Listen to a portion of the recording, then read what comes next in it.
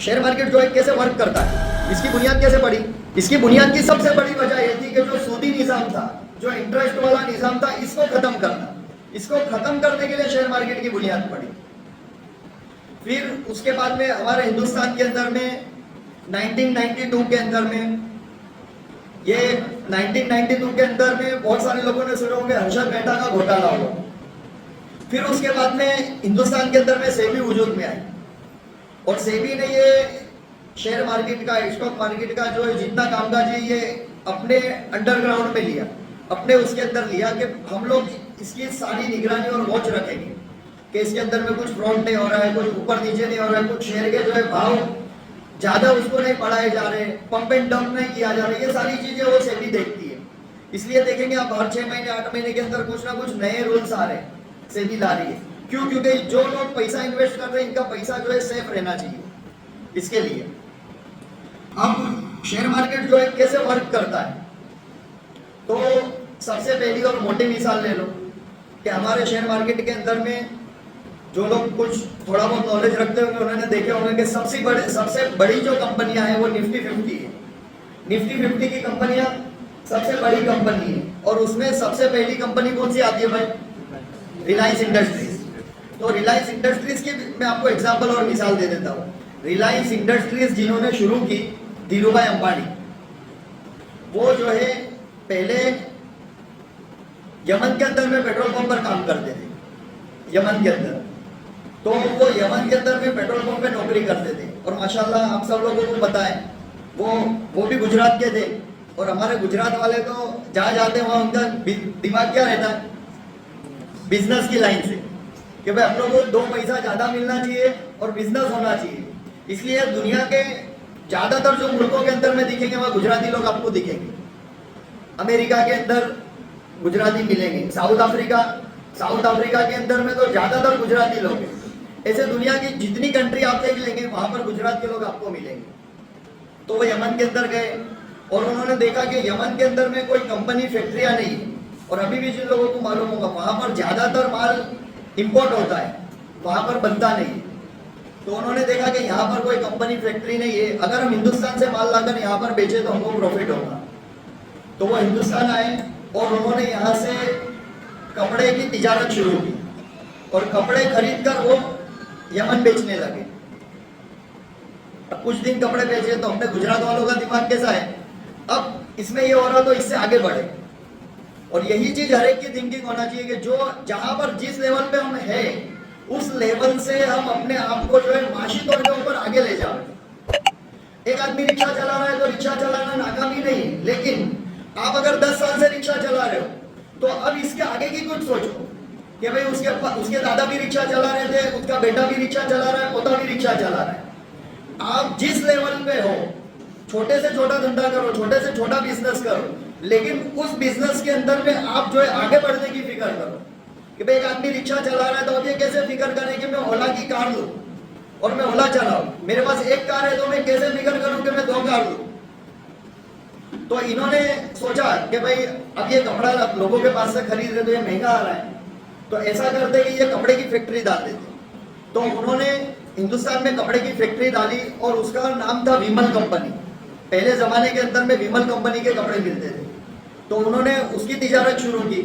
अब यहाँ से कपड़े ले जाते थे, जो लोग बाहर मुल्कों में जाते होंगे वो देखते होंगे कि कुछ सामान यहाँ से लेकर गए तो फिर वो बाद में दिमाग लगाते कि यहाँ से तो कुछ सामान लेके जा रहे हैं लेकिन कुछ ऐसा हो जाए कि वहां से भी कुछ सामान आ जाए ताकि कारोबार जो है सही तरीके से हो जाए।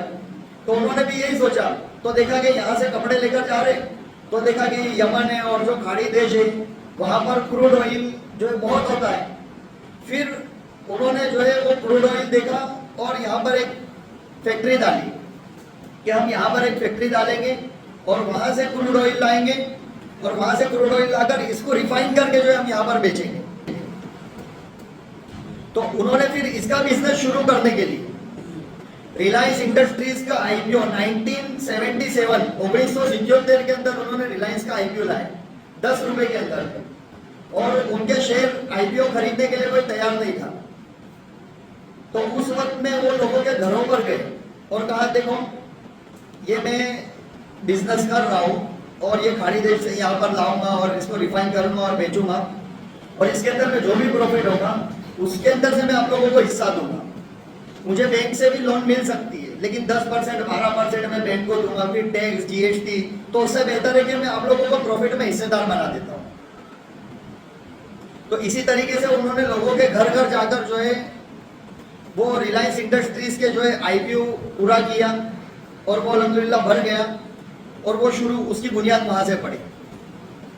अब ये रिलायंस इंडस्ट्रीज के अंदर में ये तो 1977 में शुरू हुई थी, लेकिन मैं आपको 1995 का बताऊं, 1995 का, कि जिस आदमी ने 1995 के अंदर में 1 लाख रुपए रिलायंस इंडस्ट्रीज में लगाए होते तो उसके 23 करोड़ रुपए आज होते। कितने? 23 करोड़ रुपए। और कंपनी जो हर 3 महीने डिविडेंड देती है, तो 9 करोड़ रुपए तो जो उसका डिविडेंड अब तक मिल गया होगा।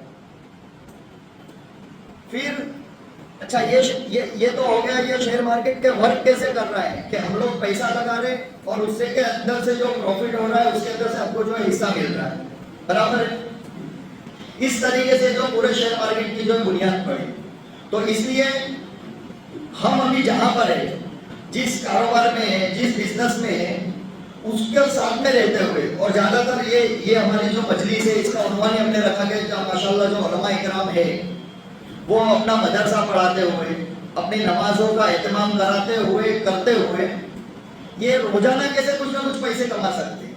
तो ये कोई वो बात नहीं है कि भाई पैसा नहीं कमाना चाहिए। कुछ लोग ऐसे जिन्होंने ये बता दिया कि भाई ये नहीं करना चाहिए, हालांकि मैं आप लोगों को बताऊं, हम सबकी ये फिक्र होनी चाहिए, दीन की मेहनत के साथ में फिक्र होनी चाहिए कि अपने आप को फाइनेंशियली एतबार से हम कैसे मजबूत बनाएं। अल्लाह के रसूल सल्लल्लाहु अलैहि वसल्लम ने फरमाया, जिसका खुलासा है कि ऊपर वाला हाथ बेहतर है नीचे वाले हाथ से। तो इसके लिए हमको भी कमाना है, जरूरी है कि हम कभी कोई जरूरत पड़े तो लोगों के सामने हाथ नहीं फैला, लोगों के सामने हम हाथ नहीं फैला। आज ज्यादातर लोग आप देखोगे तो सबसे लोअर क्लास के लोग और भीख मांगने वाले लोग कौन दिखेंगे? मुसलमान। तो इस्लाम जो भीख मांगो का मजहब नहीं है, और अल्लाह के रसूल सल्लल्लाहु अलैहि वसल्लम ने ऐसे तरीके बताए कि उस तरीके को देखकर सहाबा जो कहां से कहां पहुंच गए कि ऐसा चंद साल की मेहनत के अंदर में वो तरीके देखने के बाद में ऐसा वक्त आ गया, ज़कात के देने वाले लोग थे, ज़कात का लेने वाला कोई नहीं था।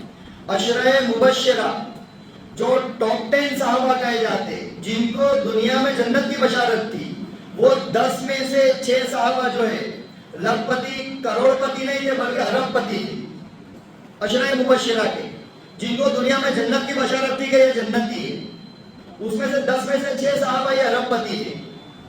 और हजरत अब्दुर्रहमान बिन औफ रदियल्लाहु तआला अन्हु ये जब दुनिया से गए तो 3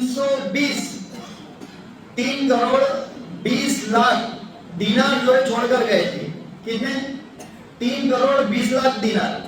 आज एक जो है दीनार कहते हैं सोने के सिक्के को, एक सोने का सिक्का जो है 10 ग्राम का 1 लाख रुपए का है। सोचो कितना हिसाब हो जाएगा। मैं आज सुबह से उसका हिसाब लगा रहा था, इसके अंदर में कैलकुलेटर में लगाया, फेल हो गया, ये लैपटॉप में लगाया, फेल हो गया। मेरा एक दोस्त है जो इसमें एक्सपर्ट है पूना, उसको मैं फोन किया, मैंने भाई ये हिसाब लगा कितने पैसे होते? 3 करोड़ 20 लाख। वो बोले भाई ये कैलकुलेटर काम नहीं कर रहा है। फिर 2-3 घंटे उसने मेहनत किया और बाद में बोला आज की अगर उसकी कीमत लगाई जाए 3 करोड़ 20 लाख सोने की तो 3 ट्रिलियन होता है। आज दुनिया तरक्की के अंदर में कहां से कहां पहुंच गई, लेकिन दुनिया के देखो, मैं अभी उसके लिए पूरा बाकायदा रिसर्च करके आया हूं। ये दुनिया के जो टॉप 10 बोले जाते हैं आज पूरी दुनिया के अंदर में, जिसमें एलन मस्क का नाम और जेफ बेजोस का नाम और वो सबका आता, उसमें दुनिया के अंदर में सबसे पहला जो नाम आ रहा है जेफ बेजोस का है। तो इसके पास में कितनी दौलत है? 237 बिलियन।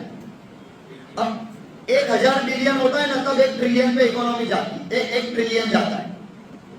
और अभी हमारे हिंदुस्तान की इकोनॉमी आज से 1 साल पहले 3 ट्रिलियन की थी, यानी पूरे हिंदुस्तान की जितनी इकोनॉमी है उतना माल सिर्फ हजरत अब्दुर्रहमान बिन औफ रदियल्लाहु अन्हु छोड़कर गए थे।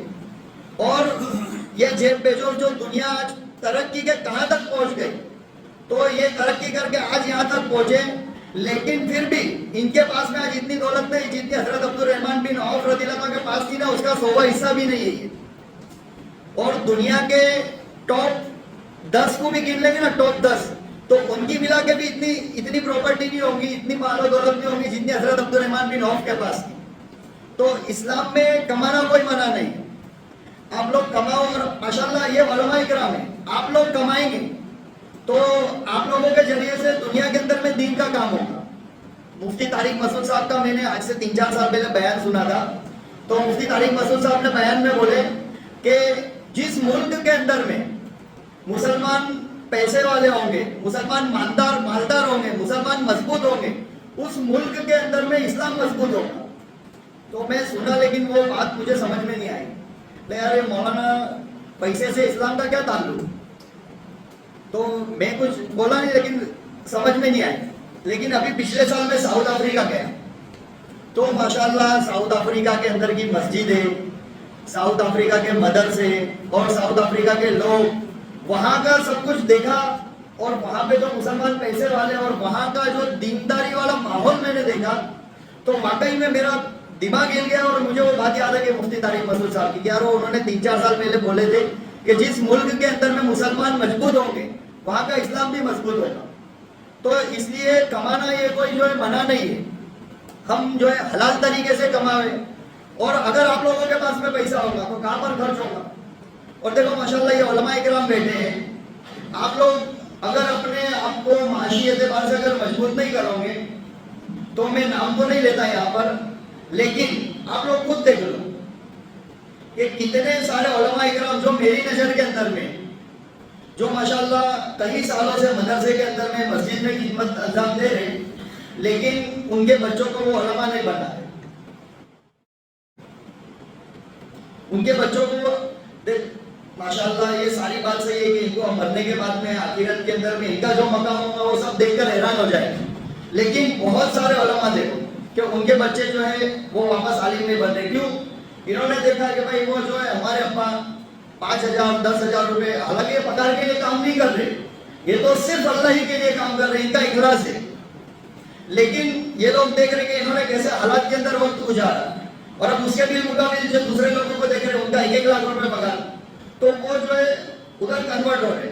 अगर आज के जमाने के अंदर ये उलमा इकराम ने अगर अपने फाइनेंशियली हालात को मजबूत नहीं किया, तो हमारी जो पीछे वाली जो नस्ल है वो जो ये दीन की मेहनत के ऊपर रहेंगे। और जिस एतबार से माशाल्लाह आप लोग खिदमत अंजाम दे रहे, उसमें धीरे धीरे लोग जो है कम होते जा रहे।